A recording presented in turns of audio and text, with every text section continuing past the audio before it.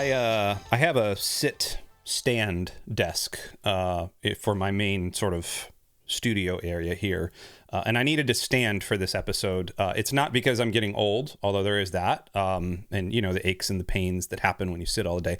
But it's that I wanted to be very energetic for this block of episodes here on the Roundtable that we're discussing with Andor season 2, episodes 7 through 9, possibly some of the, I think.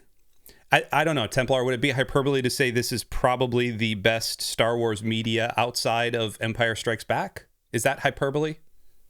Yes. Okay, fair enough. What would be better, do you think? Rogue One itself? Rogue One itself. As a whole, I might put Force Awakens above this season. It's tough to compare movies to television because the pacing is so entirely different. Yeah. This is almost better looked at in like 3 episode blocks as a sort of movie, maybe, and sort of almost looking at it that way. I mean, obviously there's too much carryover for that to fully work. It's very good. I finished the season and you haven't yet. Nope. So there's like, I have overall takes that we'll have to wait for the next. That'll be next week. But I would just, I don't want to say too much of anything. I've cooled a little bit from having watched episode 10 through 10. I love 10 is great. 11 and 12 cooled me off on the season as a whole. That's fair. So that's fair. Still very good, but yeah, I probably prefer Rogue One. Yeah, maybe that's it. Yeah. Did this inspire you to go? Did it inspire you to go back and watch Rogue One? Yeah, I was going to. I was setting up to watch it the other day. I just didn't have time. After I watched 12, because, I mean, as you expect, that's not a spoil. Like, it lands pretty much right. Yes. Close to, like, going into Rogue One. Yeah. That's not a spoiler. Right. So I was going to, because it's been a bit since I've watched it. So, yeah, I plan on it. Whether it'll be today or sometime this week, I'll probably go back to Rogue One. Fair enough. Well, today we are, like I said, diving into episodes 7 through 9, the block that really encompassed the Ghorman Massacre and all of the events leading up to the Ghorman Massacre that we had been talking about in our previous episode of the Roundtable. And I guess we're just going to start right from the beginning from episode 7.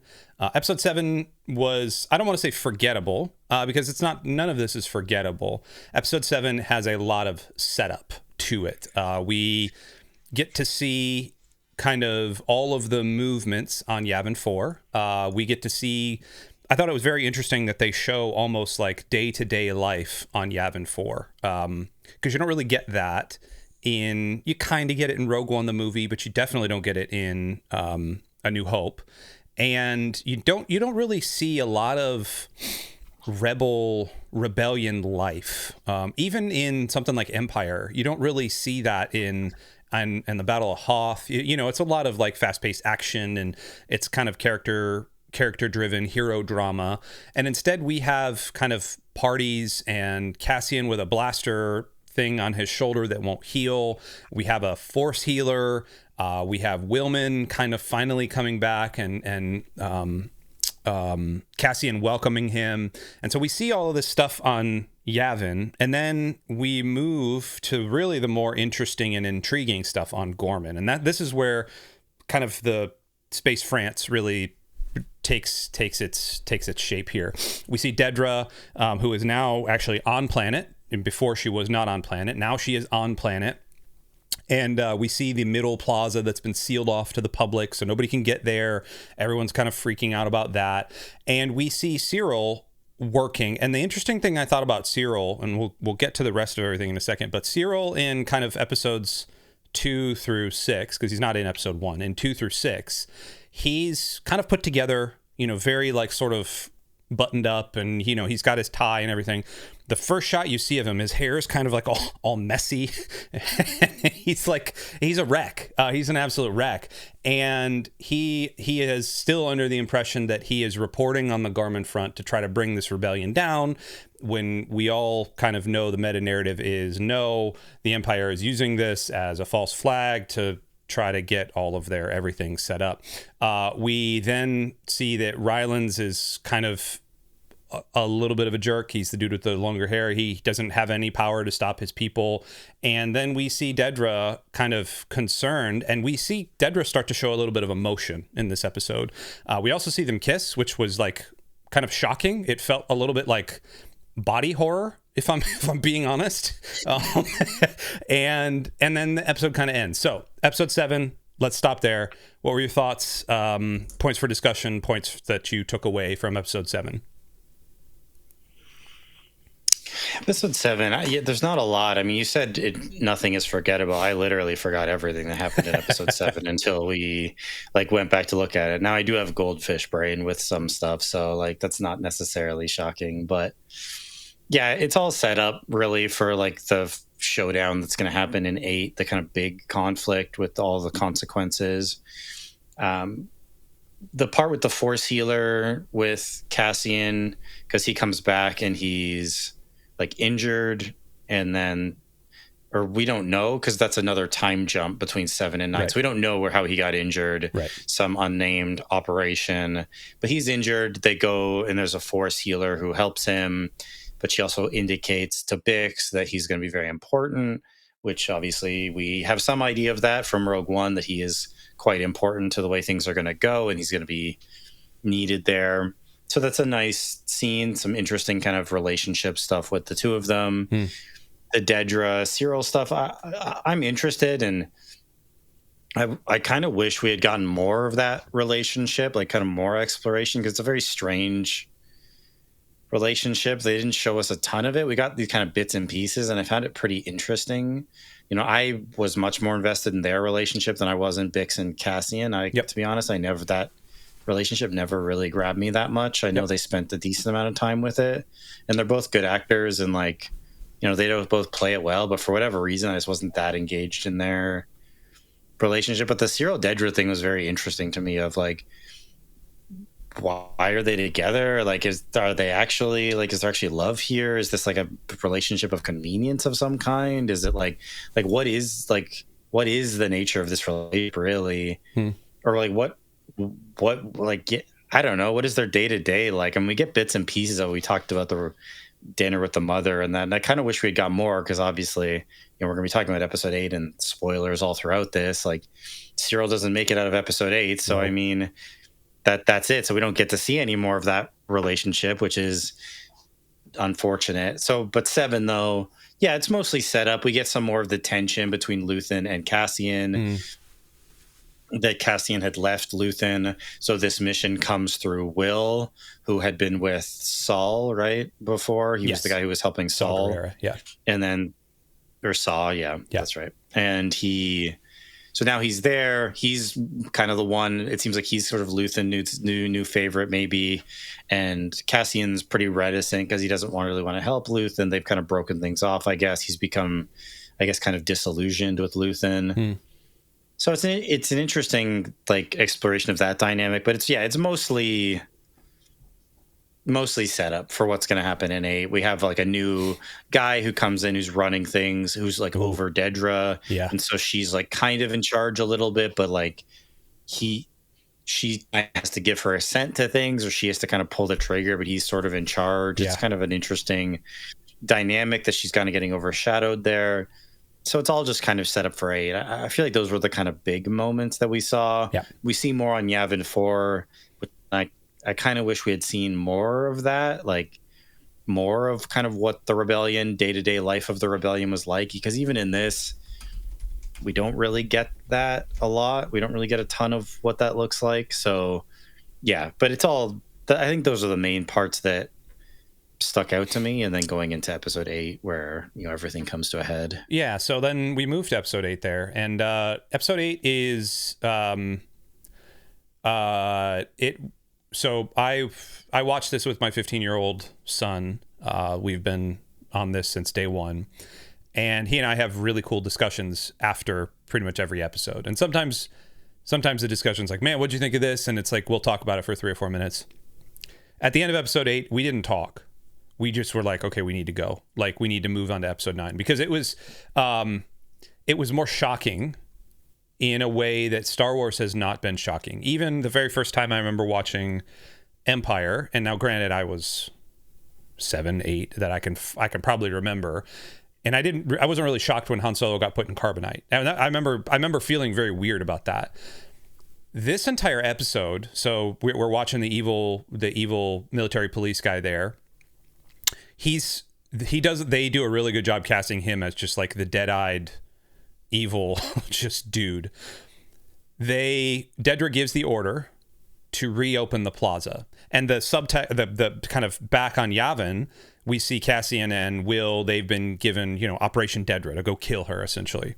So they're Pad, and Bix doesn't want him to go. And so that's really the last time we see Bix, outside of like the last little thing in episode 9. And we had kind of foreshadowed in our last episode here of the Roundtable, like she wasn't going to be around much longer.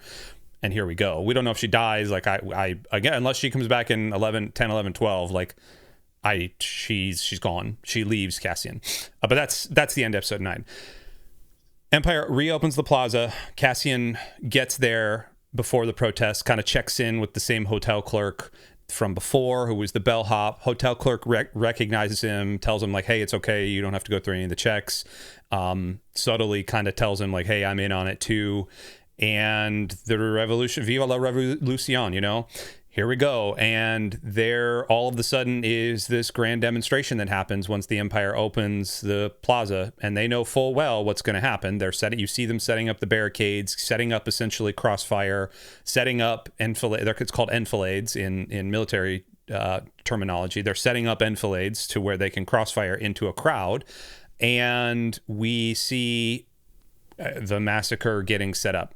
The Ghormans start coming, they start chanting, they start singing, which honestly, throughout this entire, and I told you this earlier when we were talking about this before, but like I thought they were spending way too much time in kind of the protest thing. I was like, man, I know the shooting's going to start. When does it actually start? And there's like this French Revolution feel to it. There's this stirring sort of patriotism. Like, I don't know I don't know any of these Ghorman people, but like, man, yeah, give them cake or give them death type thing. Like I would get out there and charge. And all of a sudden we see Cyril again, kind of calling Dedra out, saying like, I know what's going on here. And he chases her a couple of times, really. He chases her and he ends up choking her, which I thought was fitting for where his hair and his wildness had gone. Ends up like putting his hands around his throat. Dedra starts to have this like panic attack when he finally leaves, because he's now all of a sudden a man. And then we finally get this scream of the civilians getting shot. The military police forces themselves into the center of the order is given to force them to the center of the plaza. One of the civilians gets shot, and immediately all hell breaks loose. Stormtroopers rock up the stairs, they block it off, and we're going. And there's a whole lot of stuff in there we don't need to recount. Honestly, the battle scene was pretty cool. It was pretty epic. Honestly, there's a lot of stuff, a lot of people dying, a lot of civilians dying, hundreds of civilians dying. Cassian winds up with his sniper rifle on Dedra, and then who should rock up but Cyril? That fight was really cool. Cyril and Cassian was really cool. And the most heartbreaking thing was Cyril has Cassian dead to rights, and Cassian looks and says, "Who are you?" And the way that they not actually shot him in the head, but the way the filmography works with Cyril, you watch his eyes like, what do you mean? And then he gets his head blown away. And it was like this weird realization of, this guy has no clue. I've been obsessed with this guy for years. This guy has no clue who I am. And if you think back, like they've never actually, Cassian has never seen him. He just knows he's being chased.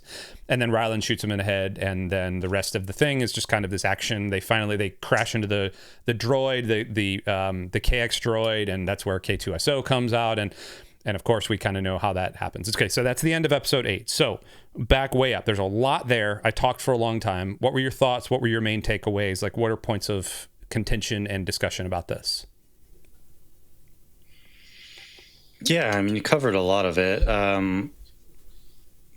The Dedra, I mean, she mostly is getting overridden here. Like, we see that she has some hesitancy, I guess, to go through with these final stages of the plan, which is to kind of fake it, like, because they have an Imperial sniper shoot at one of their own people. Yep.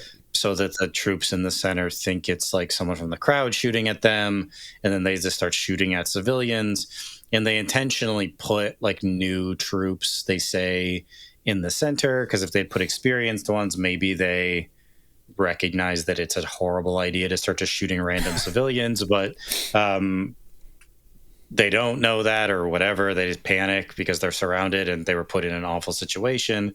So then you get like the fighting back and forth. And you have like the stormtroopers on the stairs, and then as it gets worse, you bring in the KX droids and that are quite intimidating. So it's well staged. It makes sense how they set it up. And again, they've been manipulating this resistance the whole time. It does drive home the point that there really probably was no right way for the Ghorman resistance to handle any of it, because there was like division in them whether they should protest peacefully or not. And the Caro, like Rylands, does try to get them to do it peacefully because he kind of realizes it's a setup and it's being made. This is all being made to happen, basically, with them in the square. But I mean, ultimately, I think the Empire obviously was willing to just pretend and do false flags, and they controlled all the major media sources coming in and out of Ghorman, so they were going to make this happen no matter what. So the Ghormans were in a lose-lose situation, and them fighting back played more into the narrative, but I don't think it would have mattered, really. They were kind of stuck either way. Yeah. And again, that is pretty much more real world than Star Wars has often been. It's basically been hopeless for them.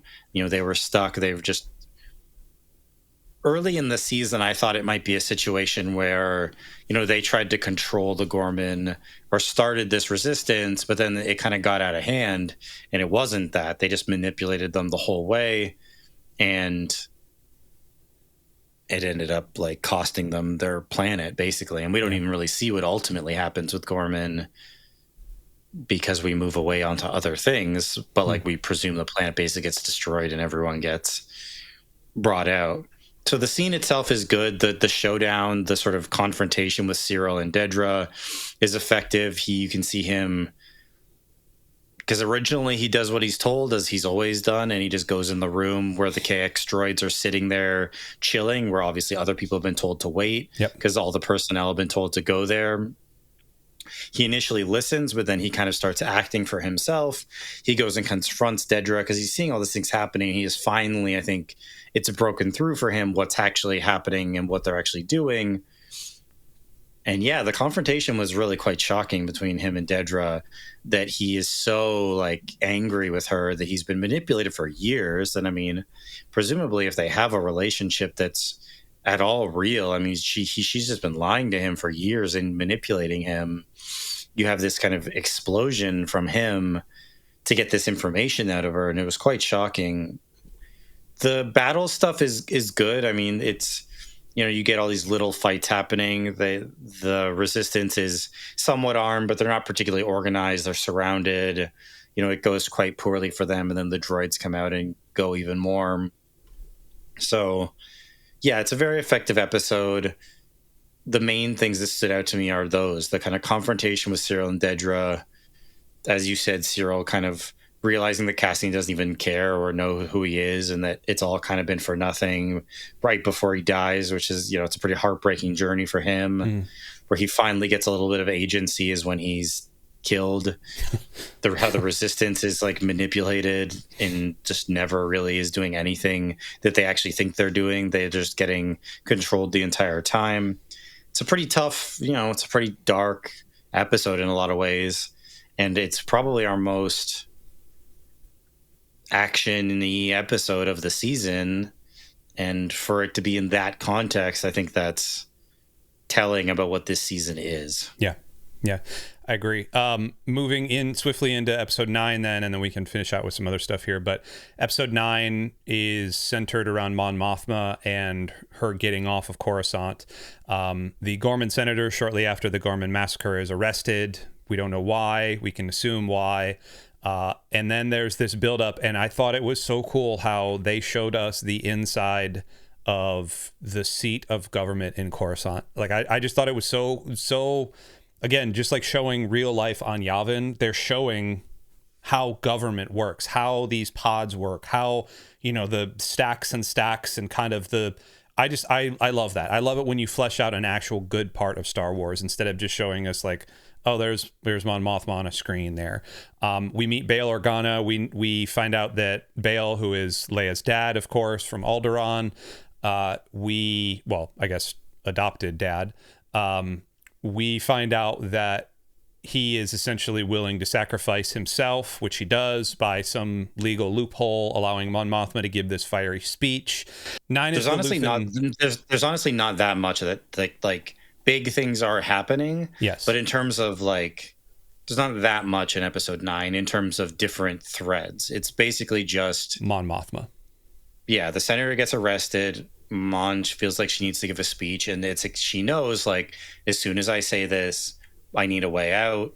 But yeah, Luthen learns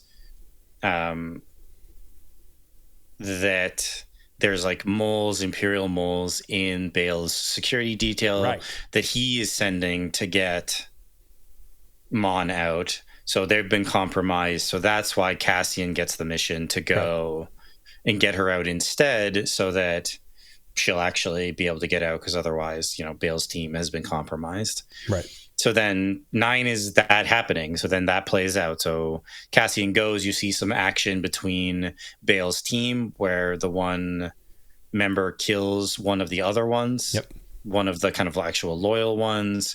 And then they go. Cassian gets her out, like convinces her to kind of trust him. Like it has a few nice interactions with Mon. They get into a bit of a shootout at the entrance to the Senate as it's getting shut down. Her speech is short, but like pretty good. She calls out Emperor Palpatine directly as being like the monster that the Senate has created by going along with these things. It's an effective speech. It's maybe not what I was thinking it was going to be, but it was pretty well done. And then, so there's a bit of a showdown. There's a little bit of action there. Cassian kills her driver, who is an ISB plant, and then they escape. Yeah. You know, they go to the safe house, but then they are able to get her out, and they go back to Yavin 4. They bring Will, who's injured, who I guess got off of Ghorman, because before he had stayed on Ghorman. So it's a little confusing in terms of the timeline there, I think. But then Bix leaves at the end of 9. That's right. That's when Bix leaves. So 2 things I want to mention about this episode, and I need to give a shout out to Genevieve O'Reilly, who plays Mon Mothma. She's also Mon Mothma in Rogue One, and she's also Mon Mothma in episode 3. So she's kind of grown up with this character, right? And they do a good job. She does a great job. She's a great actress. I have to give her a call out though, because the scene when she's right before she's getting ready to make her speech, and there's 2 things that happen here. Number one, you know, it's supposed to be this big, powerful moment, and speech aside, like, she plays the moment very well, because she knows the second she says anything, she's going to be now under attack from the Empire. And so at one point I thought, like, what are we doing all this wedding stuff for? Like, why do we even care about all this wedding stuff? The TV analyst in me goes, we did all that wedding stuff because we need to show how much Mon Mothma is giving up. She's giving up a literal, like, she's giving up Chandrila and all of the riches there and all of the everything there. She's giving up her daughter. She's giving up her husband, who is whatever about him. She's giving up all of these things in this moment because she knows, like, oh crap, I'm going to do this. I'm going to have to run away. I'm going to have to go hide. So that's the first thing. The second thing is, as she's running with Cassian, she's like, I can't do this. And he says, welcome to the rebellion. And it's like, okay, there we go. Like, now everything has started. It's been starting. Like, it's been forming and all that other stuff. But Mon Mothma is now, like, she is the revered, not leader, but she is kind of the overall head of the rebellion as soon as she gets to Yavin. They take her to a space somewhere, in a ship somewhere, and she makes some global or some universal speech somewhere that gets, and we don't know what that speech is. Maybe we find that out in 10, 11, and 12. I don't know. But it's some important speech. So there's all of that happening. So there's this bigness of like, oh my gosh, all this happening. And then you have this little, small, intimate moment at the very end with Bix giving her like farewell address to Cassian, who is just exhausted, just like so tired, so beaten, just like, I've been running these missions for this thing. I wanted to run away with my girl. Luthen drugged me back in. My girl is now abandoning me because she knows like I can't give this up. And it's the even more heartbreaking thing is that we know what happens to Cassian in Rogue One. And so Bix is like, we'll see you, essentially like we'll get to be on a beach somewhere together, yada, yada, yada, whatever the lines are. And we know that never happens. Like it's like there's a hint of tragedy there. How did you feel when K2SO started talking? That's fine. It's fan service stuff. Yes, I'm not that into that. I'm not that into that. It's okay. I didn't. He's there at the beginning of Rogue One, so it's fine that they wanted to. They had set to up show how it. they got him. That's not for me. It's okay. I'm not going over the moon about that. It's nice enough. They did it cleanly enough that it didn't feel like. I mean, it did feel like it was forced in, but not in a way that like really took away from anything. Like the KX droid is there in episode 8. They kind of ram it and they take it with them, and you're like, oh, okay, well, there's K2SO, and then so it's nice. He was a good character from Rogue One, so it's fine. But that's all like fan service stuff. I'm not, I'm good on that either way. Yeah. Cool. All right. What did we miss here from 7 through 9? What threads do we need to tie up? There's not a ton. I mean, so like the Bix Cassian thing, we spent a lot of time with that. I think it doesn't help this season that much. I think it helps Rogue One maybe in terms of seeing him, in terms of what he's left behind. I think it gives some context there. I mean, there's some stuff in 11 and 12, so I won't. Yeah. I won't get into that, but. Yeah, I mean, I think we touched on the main elements. Like 9 is pretty fast paced. We do get a few other things happening, but it's all like move, move, move. We get some more Yavin 4 stuff, which is cool. Again, my only complaint there for the season generally is like, I just wish we kind of got more of an idea of what that setup looked like. But it's well done.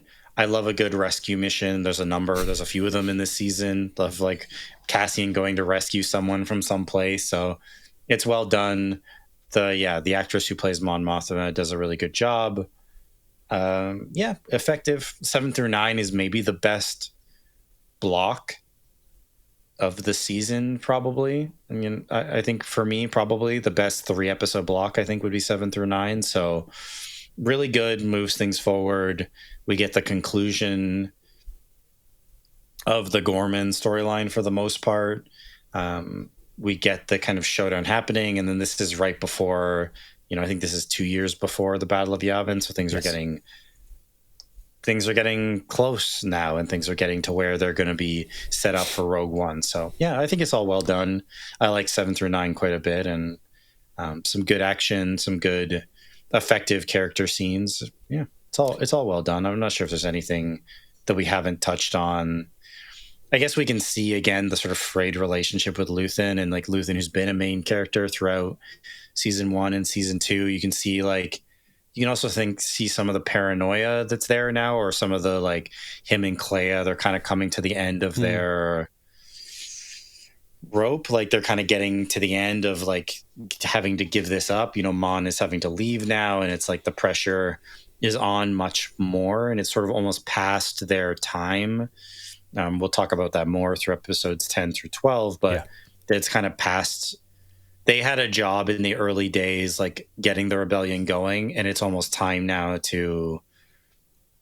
kind of past them, and it's on to other people and other things that are happening. So that's a major kind of transition point. And the rebellion starts to become more centralized instead of this, little pockets of things. And that's what Yavin ultimately represents, is the centralized rebel force. because obviously that's where the headquarters is. That's where Mon escapes to. That's where kind of the base of operations becomes. That's where things happen from Rogue One. Do we know how long? And you don't have to answer this if it comes apparent in 10 through 12. Do we know how long the events of Rogue One take before A New Hope starts? Is there like any timeline there? Do you know? No, I'm not aware of how long that is. I'll watch 12. When we do our episode talking about 10 through 12, in terms of where it gets left off, you might have a better idea of that based on some things that go on there. I'm not knowledgeable enough about the exact timing to say. I don't think it's a lot of time, though.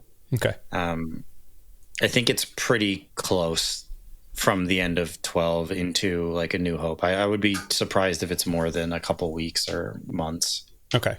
All right. Yeah, that's what I would expect, because the 10 through 12 is BBY 1, so 1 year before the Battle of Yavin. A New Hope itself, probably the entire thing front to back only takes maybe a month, tops, maybe less than that. I'm not actually sure. So we're looking at a condensed kind of Rogue One, because Rogue One leads right into the beginning of A New Hope.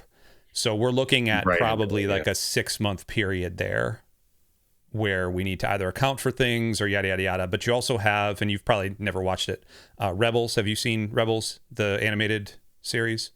I watched a couple of seasons. I watched the first like two seasons maybe of it, like back when it was first starting. Yeah, and it was fine. It got better as it progressed, just because I think we liked the characters a little bit more, or at least I liked the characters a little bit more. Plus my bae Thrawn shows up. Like I'm a big fan of Thrawn there. But that whole thing. So Rebels works into episode 9 here just a tiny bit. And I'm not going to spoil any of that. I know that from having watched it. Like I know kind of how the inner workings of this happen. I think it's fascinating how Disney is trying to tell this big story through Star Wars to some effectiveness. I would say maybe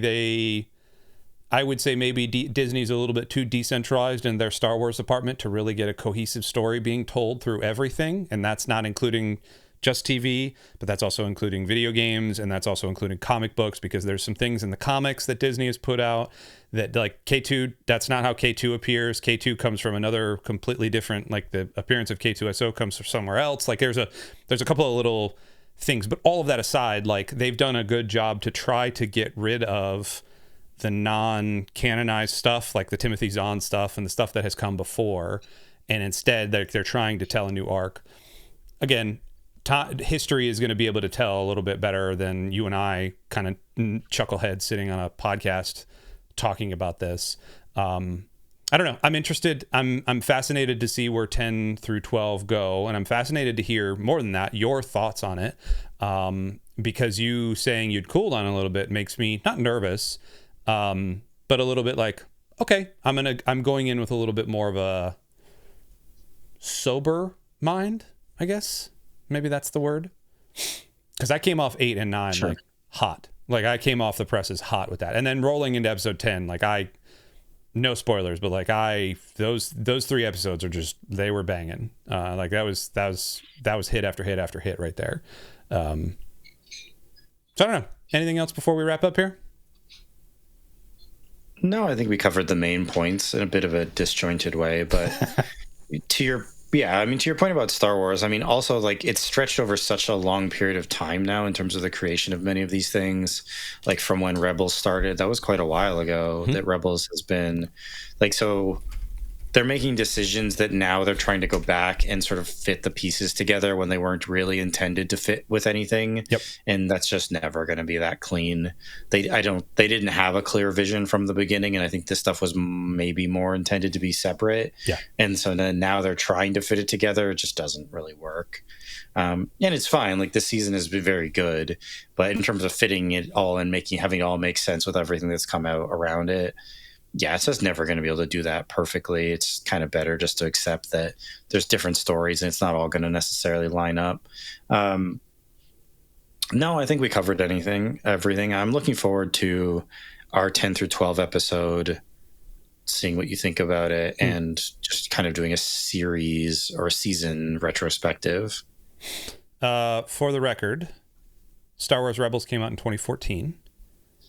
Did you know that Freddie Prinze Jr., Lars Mikkelsen, and Sarah Michelle Gellar were all voices in this? Actually, Billy D. Williams was too. How about that? Billy D. was Lando.